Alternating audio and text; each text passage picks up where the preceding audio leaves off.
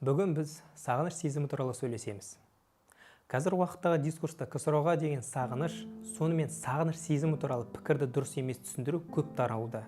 Ең бастысы бұл сезімнің қайдан пайда болатыны және оның жасырын философиялық мәні қайда жатқандығы туралы талдаймыз. Бірақ бұл тақырыпты бастамас бұрын мен сізге бірден ескерткім келеді. Сіз кеңес одағын өркениеттік идеал деп санайсыз ба? Керісінше, ежелгі заманнан бергі тоталитарлық сұмдық дейсіз ба? Ол осы ойымда маңызды емес. КСРО-ға деген жеке көзқарасыңыз маңызды емес.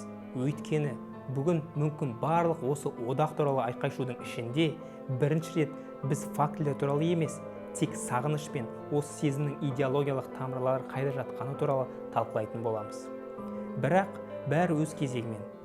Алдымен мен дұрыс емес деп тапқан сағыныш түсініктемелерін немесе ең болмағанда мен қолданбайтын пікірлерді талқылайық. Салют, замандас! Сізбен бірге қарапайым. Менің каналымда қош көрдік.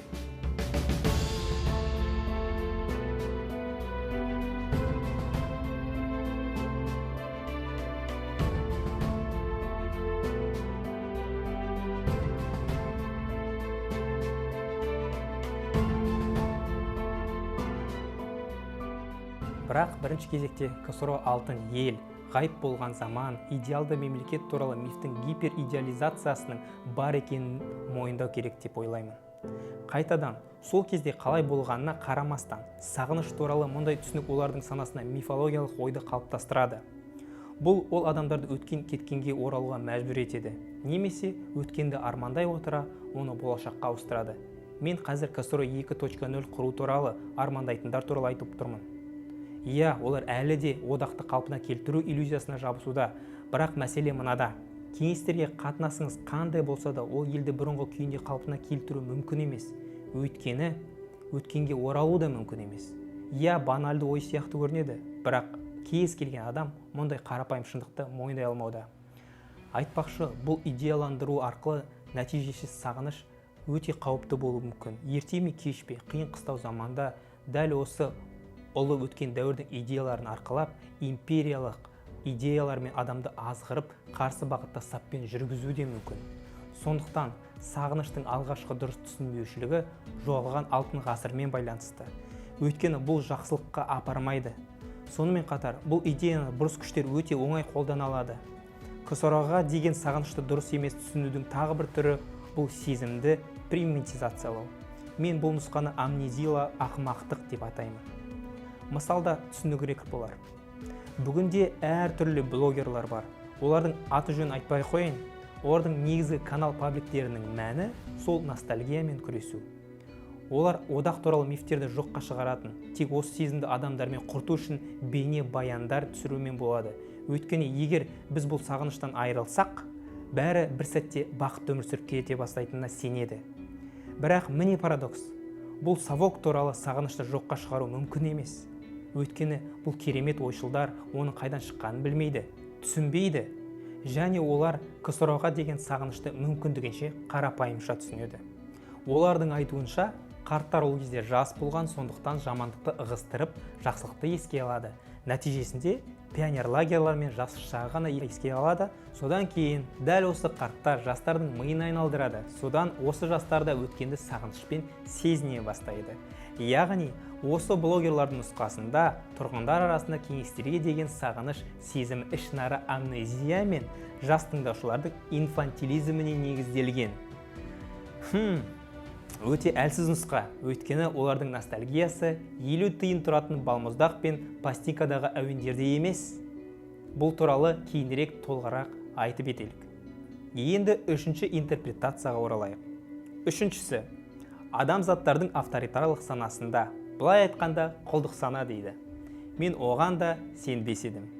Әрине, сіз КСРО-ға деген ностальгияны мидың жадында 50 тиындық балмұздақпен түсіне аласыз, немесе адамзаттардың авторитаризмға үйреншіктігі деп айта аласыз. Айта аласыз, бірақ айтуыңыз дұрыс емес. Өйткені бұл өте қарапайым көзқарас. Тамырында ностальгия әлдеқайда нәзік және тереңірек сипатты талап етеді.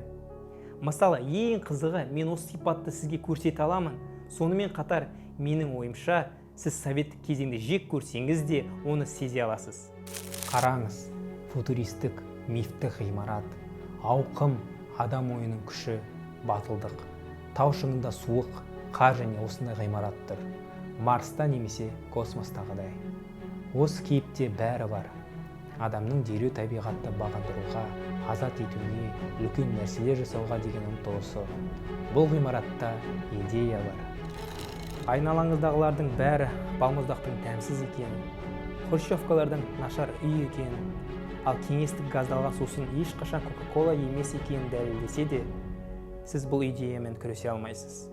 Өйткені шынымен қалай болғандағы маңызды емес, маңызды идея. Азаматтардың сағыныш сезімі пионер лагерлер емес, осы үлкен мағыналы мақсатта болып табылады. Бұл видео фотосуреттер сізде сезім немесе ой тудырады ма?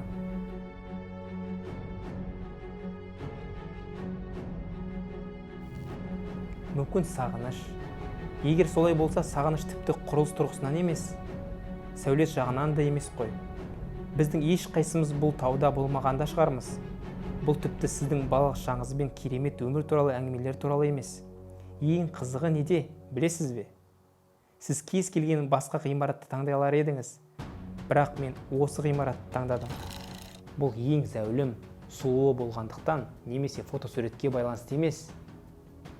Дәл осы жерде, кіреберістің үстінде, қазір сағыныш сезімін дұрыс емес түсіндіретін адамдардың ойлары таң қаларлықтай дәлдікпен жазылған. Міне, forget your past. Өткеніңді ұмыт. Бұл күлкілі, себебі осы авторлардың айтқысы келгені айқын. Дегенмен, бұл таза идеологиялық қателік екені де анық. Мұнда жазбаның авторлары адамдардың неге әлі күнге дейін ностальгиямен жүретінін және солай бола беретінін толық түсінбегендіктерін көрсетеді. Мұқият қарап көріңізші, бұл past па? Бұл future. Бұл ғимарат өткенді емес, болашақты бейнелейді. Бұл болашаққа бағытталған идеялар мен ұмтылыстарды бейнелейді. Алғашқы Стругацкийлардың еңбектерімен таныс болсаңыз, олардың шығармаларында адамзаттың игілігі үшін керемет жаңалық ашатын, керемет адамдар өмір сүретін жарқын болашақ туралы армандар бейнеленген. Армандарға толы. Және бұл ғимарат та басқалары сияқты дәл осы ұмтылысты бейнелейді. Өйткені сіз өткенді ұмытып кетсеңіз де, сағыныш туралы қарабайыр түсінігіңіз жоғалады. Бірақ ұлы идеяға деген аңсау сезім қалады. Өйткені сен савка дрочерсың ба, либералсың ба, нацпатсың ба, маңызды емес. Сағынышты қарапайым түсіндіру көмектеспейді. Аңыздарды жоққа шығару да көмектеспейді. Өйткені бұл сағыныш өткенге емес, орындалмаған болашаққа. Осы идеяны тек осылай түсіну арқылы ғана бізде кішкене мүмкіндік пайда болады. Ол мүмкіндік жарқын болашақ.